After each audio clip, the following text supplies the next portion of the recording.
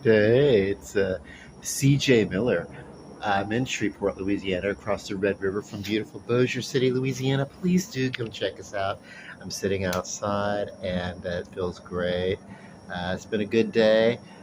Pretty soon I'll make a little video about some food that I've done for midnight. It's not time yet. I got about half an hour to wait.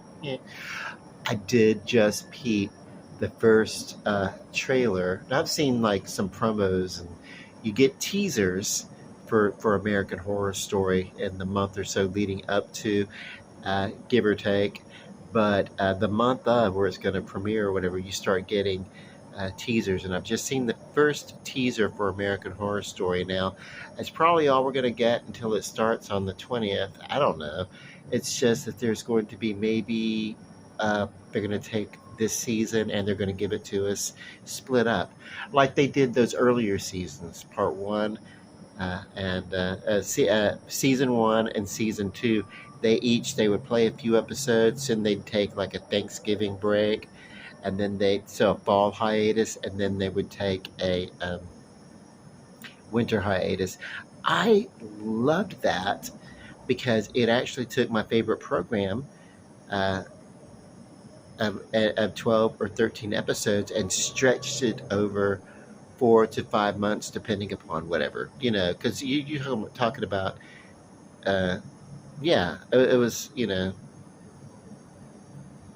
taking a 2 week break during Thanksgiving, maybe, and a 3 week break, or whatever. I don't know.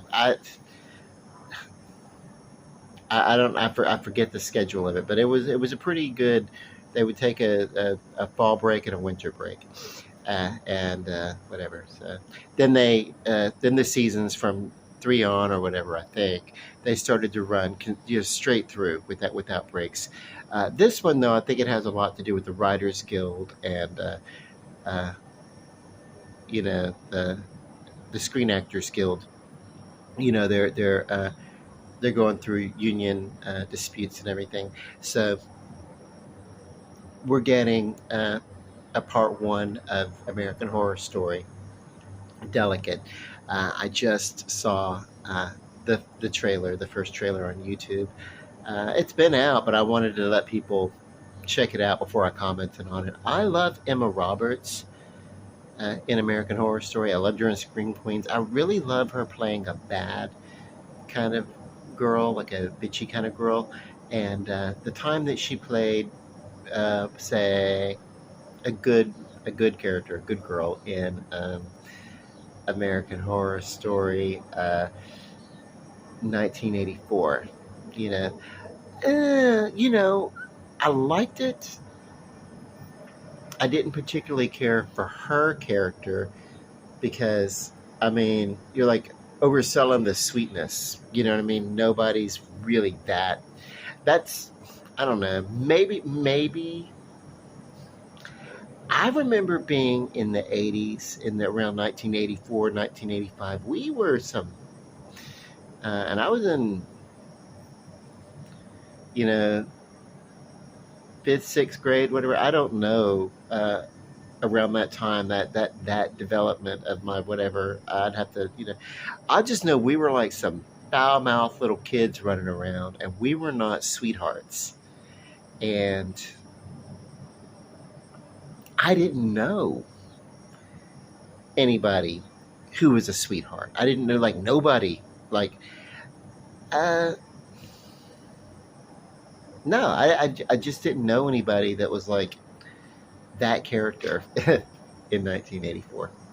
So, I mean, if nothing else, people were more like the Montana character, the Billy Lord character played Montana, who had like the big hair, the heavy makeup, and stuff like that. And then, so well, give or take. But I went to public school. What do I know? Um, in the South, Louisiana. Okay, so but we're gonna get Emma Roberts in Hollywood, by the way, and apparently she's an A-list star, according to her co-star and bestie, who is a reality star playing an A-lister or whatever, you know. So uh, I don't know. One of the Jenners. I've already forgotten. That's how. Like, because I don't watch reality TV anyway. I don't watch that. I don't think that she's gonna have to worry about Emma Roberts overshadowing her acting, though. I mean, it seems kind of yeah. But I want to go where this story wants to take me, though. I mean, I love the trailer. I love some of the effects of it, and everything. And this is going to be a more story oriented for me that I'm going to be really interested.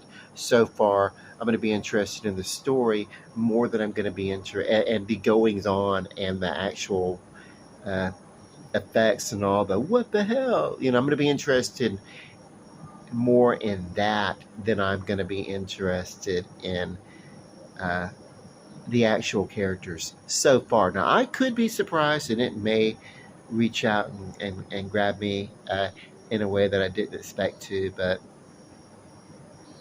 you know, I don't. Uh, you know,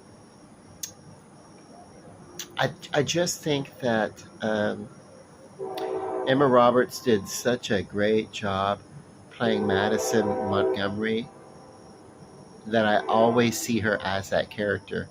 And whereas, say, Evan Peters uh, has become a great character actor and can become different characters, Emma Roberts, to me, always seems to be playing herself. I guess it's hard to take someone so adorable and change her appearance because her, you know what I mean? She doesn't do repertory character makeup kind of stuff. She doesn't do that very well. Other maybe she'll change the makeup and go a little heavier for here or there, depending upon the part. But yeah, I've not seen her just like really become another character. Uh, she probably could though, but yeah, she pretty much she's the same. You know, she's like the same. She's the everyday girl next door in various different situations, but she's the same girl next door.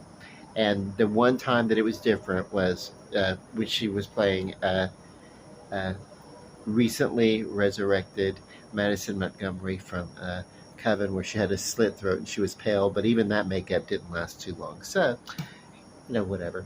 But we do like her. She's a fan favorite. And she's earned her rightful place in this franchise. And that Jenner girl, um, we'll see. We'll see. Anyway, I didn't get much. I didn't get much, except maybe there's going to be a little bit of a slow burn to it, and they're probably going to leave us on a cliffhanger or something. But and there are spiderweb themes and spider things going on. But we talk about Emma Roberts' character having a dream. So is that a practical thing, or is it Emma Roberts having a dream, and in the dream she's got carrying like a egg sac or something like that, or uh, some sort of arachnoid or something like that? Is that just in her dream, or is that in the physical thing? And what does it mean?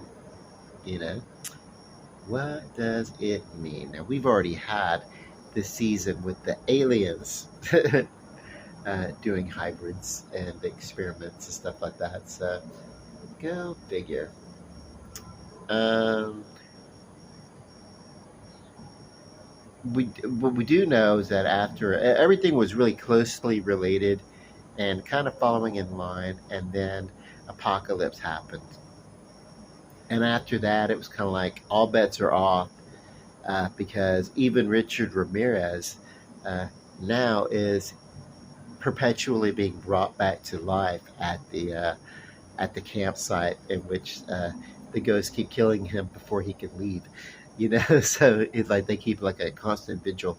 So whereas he really, in real life, died in prison, uh, not the version of him after Apocalypse. So that just, after Apocalypse, some things reset. So I would love to see that addressed, the consequences of the time jump going back.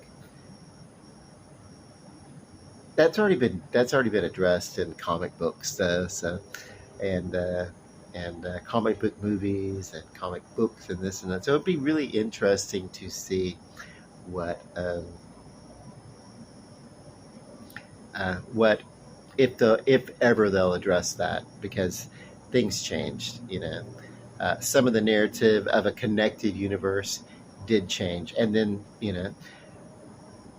but is it canonical, or is it just now we're just getting each season of American Horror Story? And some of the characters will recur, but not necessarily as part of the same stories that they've been a part of before. It would be like a non-episodic appearance, like a Looney Tunes cartoon. Bugs Bunny, he did not have a narrative. He would just show up, did the wacky cartoon before the movies, and then later on in the Saturday morning cartoons, show up, have his little adventure, and then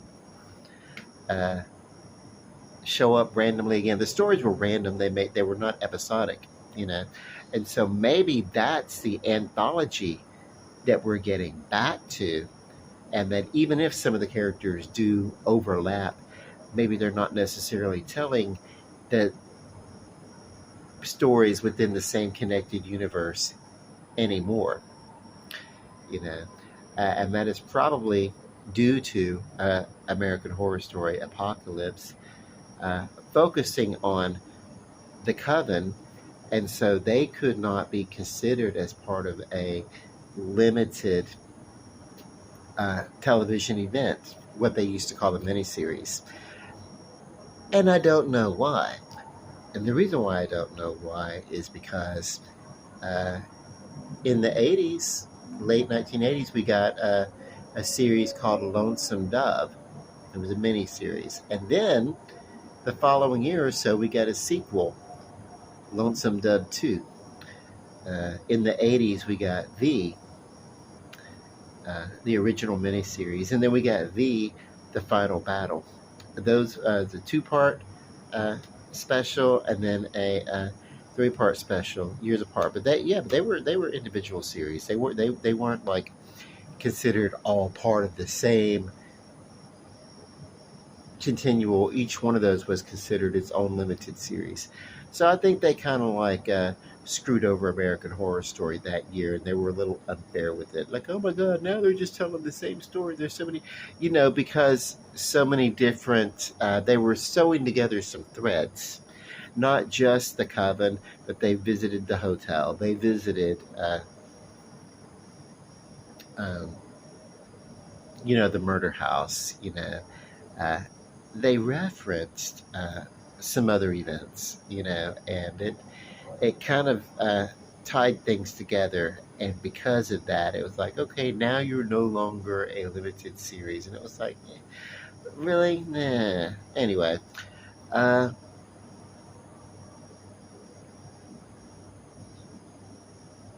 what am I getting at? Oh, so I'm excited. American Horror Story Delicate looks interesting. I've talked a lot about a trailer that I've seen on YouTube for about 3 minutes, but you should check it out. I don't think it's going to be the best of the best, but I think I'm going to like it better than I did last season. And that's just because last season hit a little close to home, because I was a teenager coming to terms with my sexuality. Even though I wasn't sexually active, I had a sexual identity, and I was coming to terms with that in secret and in private, because I'm, Shreveport, Louisiana, in the 1980s. So 1984, you just do not talk about that kind of stuff, especially when you go to a fundamental Baptist church, every Sunday and sometimes on a Wednesday or whatever. So yeah, so that was a little, I didn't really care for that particular story. Not that it wasn't well done. I could have done better with it. I think what they could have done was the big baddie, the leather wearing guy that was going around killing people. I think they should have made him an actual serial killer. I think they could have told his parable story, his parallel to the advance of the HIV that they were telling. I think they could have done that, um, and it still would have had the same effect. He didn't have to be like some sort of mystical figure of death or whatever, you know. Uh, in this case, I think he would have served better not being a supernatural visage, even though in this particular season, and we're talking about 1984, American Horror Story. No, American Horror Story, not 1984, 1982, but it was American Horror Story New York City. It was just set in the year 1982.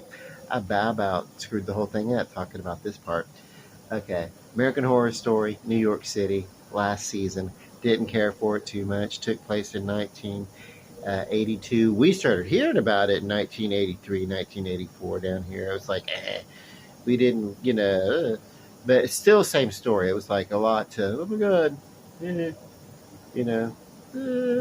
And then, like at this point, like even if it's not a sexual thing, if I'm a gay boy, am I gonna die? Am I gonna grow up and die? Not even, I didn't know, whatever. I knew that I was gay, uh, but that's all I knew. I knew what gay was, and I knew that I was gay, but I did not know what that meant. And is there some? Am I gonna develop this sickness just because I'm gay? Not as a punishment from God, but just as a genetic weird thing that's part of me. Is that whatever? So. Uh, and then yeah, because we didn't know, we didn't have any information, and they wouldn't tell us anything at school when they started talking about this either. The only thing they would say is like, don't touch anybody without washing your hands. you know it was, but I think the reason why they chose to do the story is because they wanted to say, hey, remember when people were dying and it was drug addicts and sexual deviants that you didn't approve of because you didn't approve of the people, you weren't addressing it. And I think that's some of it. I think some of it also is the fact that they just didn't have any answers. The medical community, the world over, had no answers, and so nobody really could talk because they didn't know. They could talk about what it looked like, but to really just make any sort of blanket statements and not knowing what it was, they could, to say, hey, this is the cause of this illness,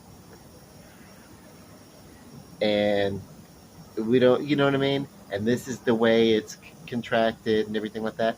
Just to limit it to one thing, to one feature, uh, just on a hunch, would mean that you could be giving an okay in every other way. And when they really, in wanting to not give false information, they didn't give any information, and that's really where they screwed up. And that's in the early 80s. But that's why I didn't like that particular season. It just is a little close to home to my early life. But anyway, I'm going to enjoy this one better. It's a little bit more uh, fantastic, I would say. Okay, that's it for me for right now. Love you. Love and light. Peace out. Good night.